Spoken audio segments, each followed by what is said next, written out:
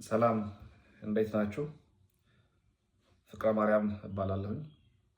በዘመናዊ ግብርና ዘርፍ ተመራማሪና አማካሪ ነኝ። ዛሬ ላካፍላችሁ የወደድኩት ድሮንስ በግብርናው ዘርፍ ያላቸውንና ለወደፊት ሊኖራቸው የሚችለውን ሚና ይሆናል።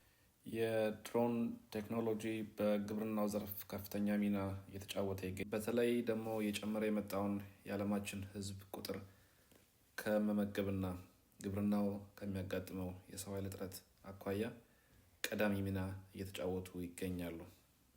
ይሄን ካልን በኋላ የድሮን ቴክኖሎጂ በግብርና ውስጥ ያለው ሚና ምንድን ነው የሚለውን እናያለን።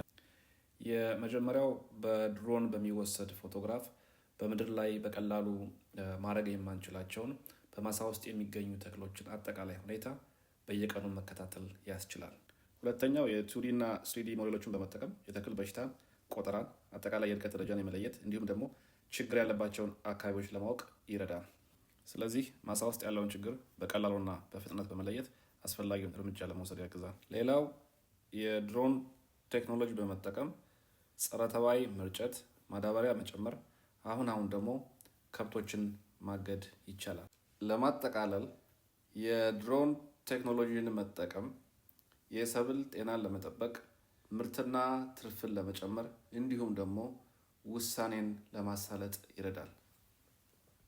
ለዛሬው ይሄን ካልን ዘንዳ በሚቀጥለው በምንሰራው ቪዲዮ ጠለቅ ብለን ድሮኖችን እንዴት ለግብርና መጠቀም እንደምንችል እናያለን።